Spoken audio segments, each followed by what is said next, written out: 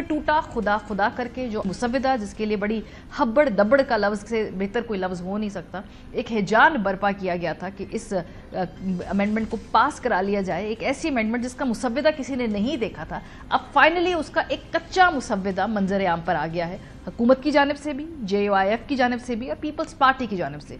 Quickly ذرا ہم حکومتی مسودے کا جائزہ لیتے ہیں کہ حکومتی مسودہ کیا کہتا ہے۔ مجوزہ ترمیم میں وفاقی آئینی عدالت چیف جسٹس سمیت 7 ارکان پر مشتمل ہوگی۔ مسودے کے مطابق آئینی عدالت کے چیف جسٹس اور ججز کے نام پارلیمانی کمیٹی کے ذریعے وزیر اعظم کو دیے جائیں گے۔ جج کی عمر 40 سال، 3 سالہ عدالت اور 10 سالہ وکالت کا تجربہ لازمی ہوگا۔ وفاقی آئینی عدالت کے چیف جسٹس تقرر صدر وزیر اعظم کی مشاورت سے کریں گے۔ وفاقی آئینی عدالت کے باقی ممبران کا تقرر صدر چیف جسٹس کی مشاورت سے کریں گے۔ جج کی برطرفی کے لیے وفاقی آئینی کونسل قائم کی جائے گی۔ کسی بھی جج کی برطرفی کی حتمی منظوری صدر مملکت دیا کریں گے۔ وفاقی آئینی عدالت کا فیصلہ کسی عدالت میں چیلنج نہیں ہو سکے گا۔ چاروں صوبائی آئینی عدالتوں کے فیصلوں پر اپیل وفاقی عدالت میں ہو سکے گی۔ مسودے کے مطابق سپریم کورٹ کے چیف جسٹس کا تقرر بھی 8 رکنی پارلیمانی کمیٹی کے ذریعے ہوگا اور 3 سینئر ترین ججز میں سے کیا جائے گا۔ JUIF کا ایک مسودہ سامنے آیا ہے، تحریک انصاف اس سے پہلے کہہ چکی ہے، سلمان اکرم راجہ صاحب میرے ہی شو میں، کہ وہ بھی اپنی تجاویز دیں گے، تو دیکھتے ہیں کہ تحریک انصاف کی تجاویز ان میں سے کون سی شامل کی جاتی ہیں۔ لیکن جو ابھی ایک کچا مسودہ منظر عام پہ آیا ہے وہ کچھ یوں ہے کہ JUI نے 24 ترامیم کی تجویز کر دی ہے۔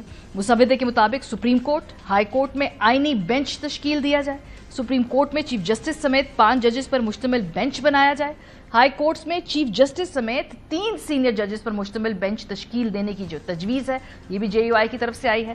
19ویں ترمیم کا خاتمہ اور 18ویں ترمیم کو مکمل بحال کرنا بھی تجویز میں شامل ہے۔ آئینی بینچ کو آئینی تنازعات یا تشریح کا اختیار ہوگا۔ صوبائی آئینی بینچ کے فیصلوں کے خلاف اپیل سپریم کورٹ آئینی بینچ میں ہوگی۔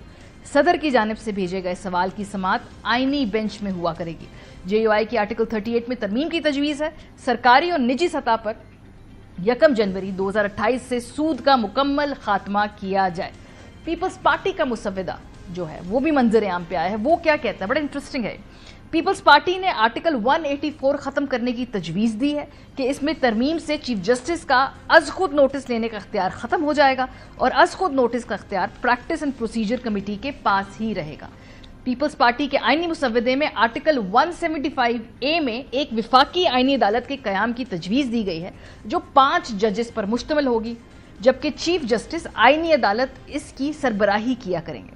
مسودے کے مطابق ہر صوبے سے باری کی بنیاد پر آئینی عدالت کے چیف جسٹس مقرر ہوں گے، جبکہ چیف جسٹس کی اپنی مدت 3 سال ہوگی جو روٹیشن پالیسی کی بنیاد پر ہوگی۔ وفاقی آئینی عدالت کا فیصلہ حتمی ہوگا اور کسی بھی فورم پر اپیل نہیں ہو سکے گی۔ 4 صوبائی آئینی عدالتوں کے قیام کی تجویز بھی دی گئی ہے، جس کے سربراہ چیف جسٹس صوبائی آئینی عدالت ہوں گے اور باقی ججز کا تعین حکومت قانون کے مطابق کرے گی۔ صوبائی آئینی عدالت کا فیصلہ وفاقی آئینی عدالت میں چیلنج ہو سکے گا۔ پیپلز پارٹی کے مسودے میں سپریم کورٹ اور ہائی کورٹس ججز تقرری کے لیے آئینی کمیشن آف پاکستان کے قیام کی تجویز بھی شامل ہے۔ آئینی کمیشن میں آئینی عدالت کے چیف جسٹس، 2 سینئر ججز، اٹارنی جنرل آف پاکستان، وفاقی وزیر قانون، پاکستان بار کونسل کا نمائندہ اور قومی اسمبلی اور سینٹ کے ارکان شامل ہوں گے۔ قومی اسمبلی کے 2 ارکان میں سے ایک حکومت کا اور دوسرا اپوزیشن کا ہوگا، جن کی نامزدگی اسپیکر قومی اسمبلی کریں گے، اور اسی طرح سینٹ سے ایک رکن حکومت اور ایک اپوزیشن کا ہوگا۔